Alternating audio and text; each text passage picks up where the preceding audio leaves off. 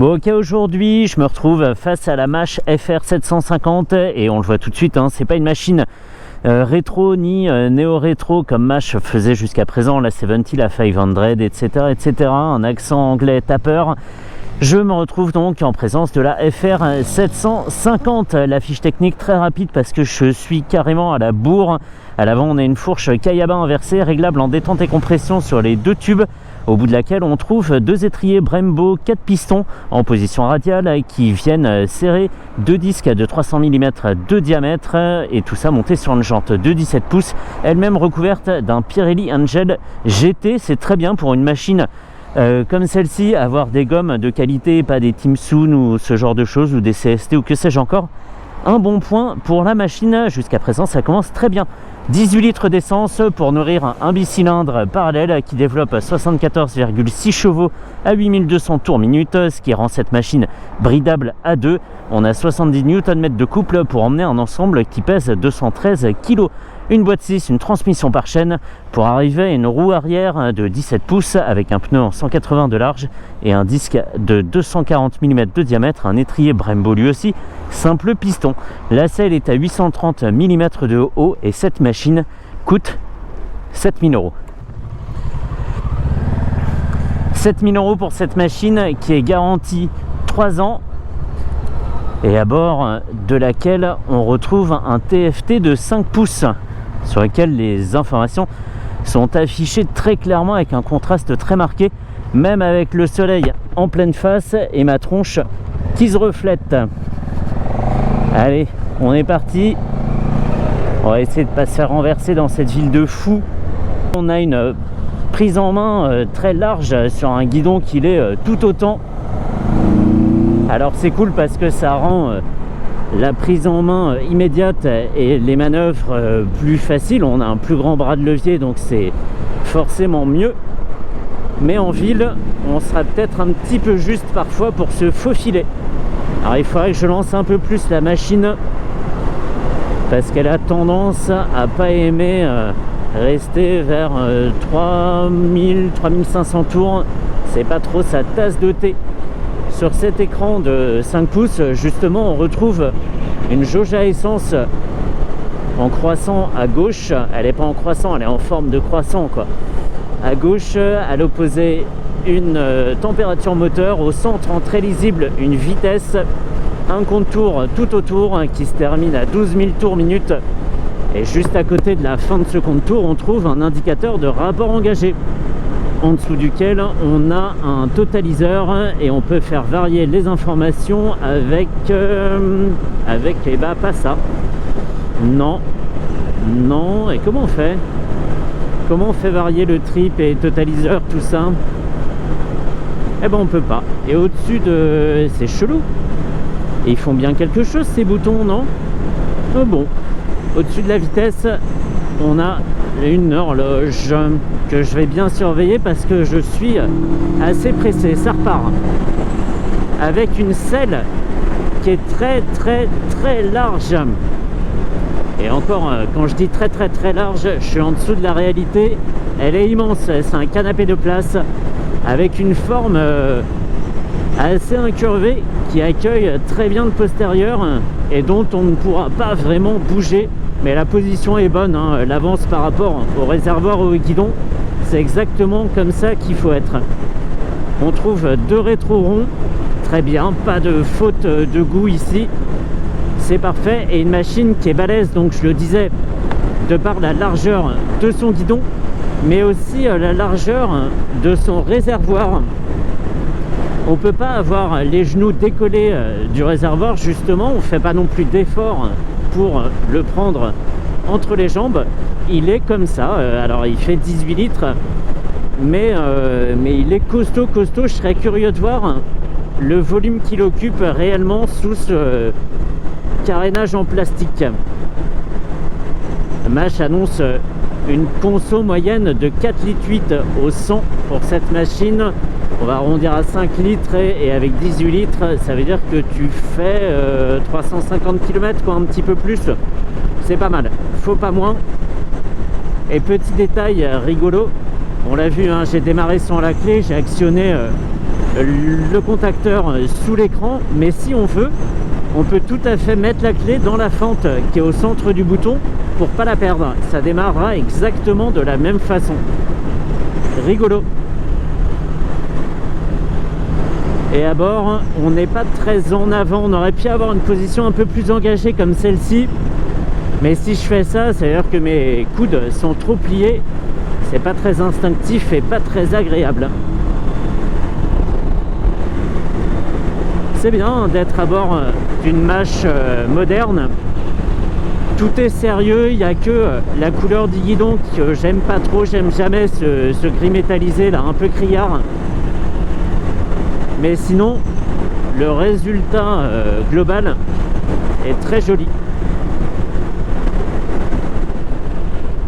Allez, kickdown.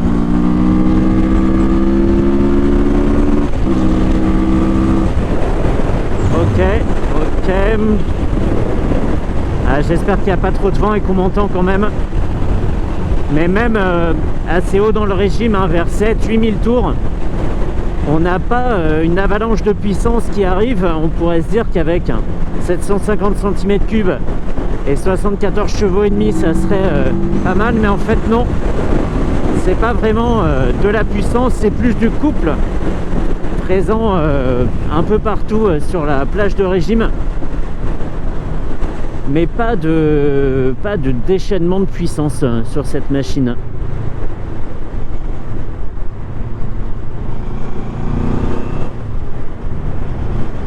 Allez, petit péage.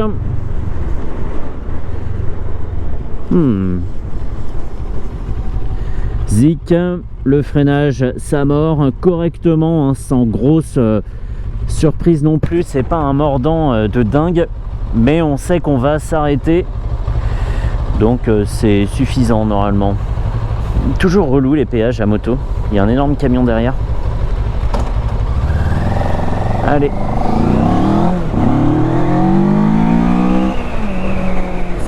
c'est ça, même en haut du régime on n'a pas vraiment de grosses surprises. C'est dommage, on a une machine qui n'est pas double face et j'ai un petit peu peur qu'on finisse par s'enlacer. Hop, on va faire attention ici. C'est pas la machine, enfin j'imagine, hein, c'est qu'une conjecture, c'est qu'une hypothèse, mais je crois percevoir une machine qui manquera un petit peu de surprise justement.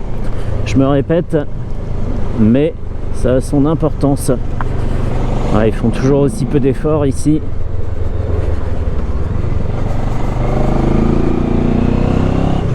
Ici c'est pas mal, hein. On peut avoir un petit peu de plaisir entre 0 et 5000 tours, mais c'est vrai que c'est dommage qu'elle explose pas plus tard. Alors après on va me dire oui, c'est un hubby, ça se conduit pas comme un 4 cylindres, il faut pas forcément aller chercher très haut, mais on a vu qu'en sortie de péage c'était pas non plus la grosse frayeur. Je dis pas qu'il faut avoir peur, mais si on a le petit frisson c'est quand même pas mal. Allez,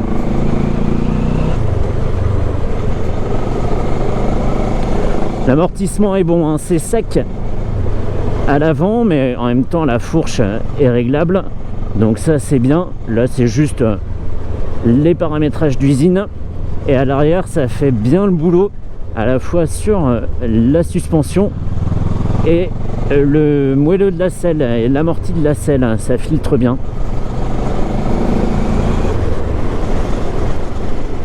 Nickel, nickel. Allez, les petites vignes, des oliviers, ils sont énormes, ils doivent être tricentenaires au moins. Allez, hop, punaise, les graviers, bien sûr, je les ai vus et je suis allé dessus. Eh ben, je suis pas déçu, la frayeur était là.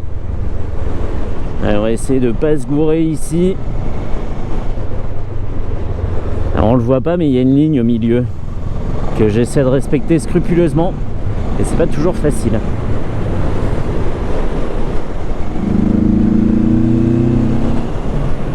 Le son d'origine est super discret, on entend vite fait la machine s'ébrouer. mais c'est pas très noble. Et en même temps, j'ai rarement vu un bicylindre parallèle faire un joli bruit. C'est pas garanti avec cette mécanique. Bon, je pense qu'on va pouvoir en rester là. C'était bien. Si on veut résumer, une machine facile à prendre en main, aussi bien son gabarit qui semble imposant mais qui ne l'est pas tant que ça. Le large guidon facilite bien la tâche et mécaniquement c'est limpide comme comportement pour le meilleur, parce que voilà, on sait où on va, même si on connaît pas la machine, on est en sécurité, mais aussi pour le pire, parce que même si on connaît la machine, on aura peut-être un peu de mal, même en la cravachant, à se donner du plaisir à son guidon. Ok, allez.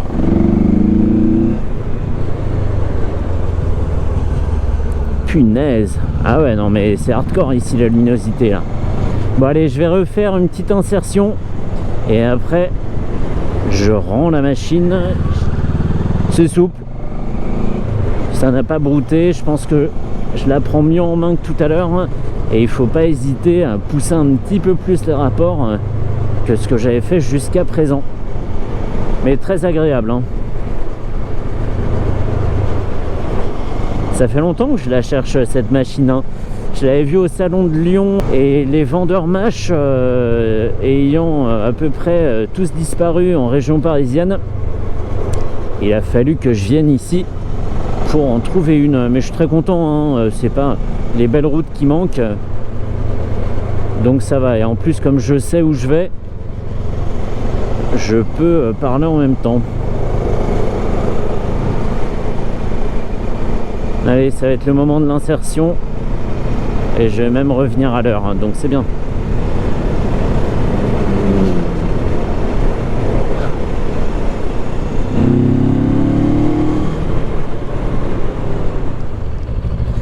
Et c'est parti.